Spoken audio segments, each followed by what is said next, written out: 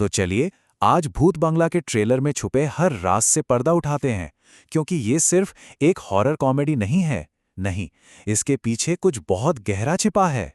सोचिए, ट्रेलर की सिर्फ एक लाइन और रोंगटे खड़े हो जाते हैं। ना कोई चीख, ना कोई खून खराबा, बस दुल्हन गायब। और पता है सबसे डरावनी बात क्या है? कुछ सालों बाद ना लोग ये पूछना ही बंद कर देते हैं कि वो कैसे गायब हुई। वो बस ये मान लेते हैं कि हाँ, वधू शुरू से ले गया। और इसी के साथ अक्षय कुमार और प्रियदर्शन की जोड़ी भूल भुलैया वाले उसी आइकॉनिक बंगले में एक नई कहानी लेकर वापस आ गई है। लेकिन एक बात साफ है, इस बार का डर बिल्कुल अलग है। ट्रेलर हमें किरदारों से मिलवाता है। अक्षय कुमार हमारे हीरो हैं जो लड़ रहे हैं। असरानी सर हैं जो शायद बंगले के डरे सहमे केयरटेकर हैं। परेश रावल जी हैं जो लग रहा है कि भूतों पर कुछ ज्यादा ही यकीन करते हैं। और हाँ, राजपाल यादव भी अपनी क्लासिक कॉमिक टाइमिंग के साथ मौजूद हैं। तो कहानी का मेन विलन है वधूसुर। और ट्रेलर देखकर तो यही लगता है कि उसे कहीं कैद करके रखा गया था, लेकिन अब वो फिर से जाग गया है, वापस आ गया है। अब यहां से कहानी दिलचस्प होनी शुरू होती है। ऐसा लगता है कि कहानी दो अलग अलग टाइमलाइन में चल रही है, एक पास में और एक प्रेजेंट में। और इन दोनों ही टाइमलाइंस को एक चीज जोड़ती है, एक रहस्यमयी पेड़ जो ट्रेलर में बार बार नजर आता है।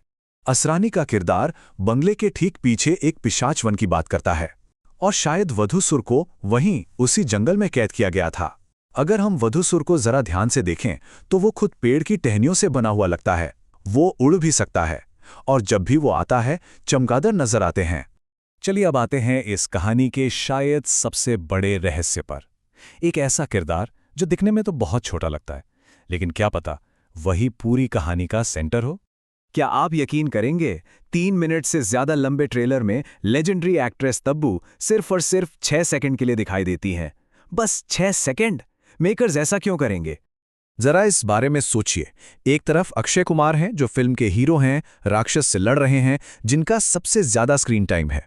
और दूसरी तरफ है तब्बू, जिन्हें सिर्फ 6 सेकंड मिले हैं, लेकिन उनका किरदार सबसे ज्यादा रहस्यमयी लग रहा है। दाल में कुछ तो काला है। मेकर्स जरूर कुछ बड़ा छिपा रहे हैं। अब जरा इस तस्वीर को ध्यान से देखिए। तब्बू ने जो बिंदी लगाई है उसका डिजाइन देखिए, पेड़ की टहनियों जैसा है। उनके मुकुट और कपड़ों पर भी जंगल और पेड़ों वाले डिजाइन है।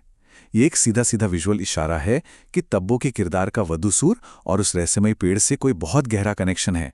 ठीक है, आप थोड़ी देर के लिए फिल्म को भूल जाते हैं और एक ऐसी सच्ची घटना पर नजर डालते हैं जो इस फिल्म की कहानी से इतनी मिलती जुलती है कि आपके रोंगटे खड़े हो जाएंगे। क्या ऐसा हो सकता है कि वधूसुर जैसा कोई मिथक असल दुनिया में बार बार होने वाली किसी अनसुलझी घटना से पैदा हुआ हो? हिमालय में सोचिए 16,500 फीट की ऊंचाई पर एक झील है, रूपकुंड। लोग इसे कंकाल झील भी कहते हैं। क्यों? क्योंकि 1942 में यहां सैकड़ों इंसानी कंकाल मिले थे। पहले तो लगा कि शायद किसी लड़ाई के सिपाही होंगे।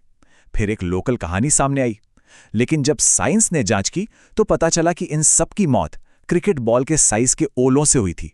और जो सबसे हैरान करने वाली बात है ना, वो ये है कि डीएनए जांच ने बताया कि ये लोग अलग अलग देशों से थे और एक ही वक्त पर नहीं मरे थे, बल्कि सैकड़ों सालों के फर्क में मरे थे। मतलब सोचिए, एक ही जगह, एक ही तरह की मौत, पर लोग अलग और वक्त भी अलग। ये कैसे हो सकता है? तो रूपकुंड की यह सच्ची कहानी हमें फिल्म के असली मतलब तक ले आती है। ये असली दुनिया का रहस्य और फिल्म का राक्षस दोनों एक ही इंसानी सच्चाई से जुड़े हैं। देखिए, साइकोलॉजी कहती है कि इंसान को मौत से उतना डर नहीं लगता जितना उस पैटर्न से लगता है जिसे वो समझ नहीं पाता। जब दिमाग को किसी घटना का कोई लॉजिकल जवाब नहीं मिलता ना, तो वो उस खालीपन को भरने के लिए खुद एक कहानी बना लेता है, एक राक्षस बना लेता है। तो ये होता कैसे है?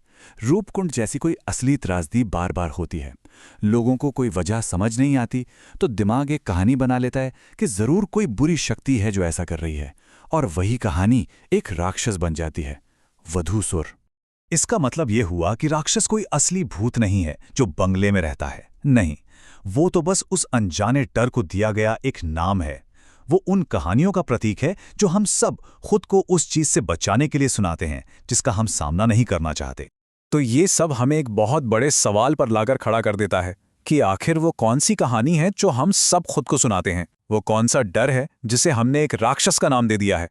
क्या ये बदलाव का डर है, या कुछ नया करने से हिचकिचाहट, या फिर वो अंदर की आवाज़ जो हमेशा कहती है, अरे अभी सही टाइम नहीं है। हम सब अक्सर अपने दिमाग में एक ऐसा ही वधुसुर पाल लेते हैं जो हमें आगे बढ़ने से रोकता है। तो शायद असली राक्षस कहीं बाहर नहीं, हमारे अंदर ही तो नहीं छिपा।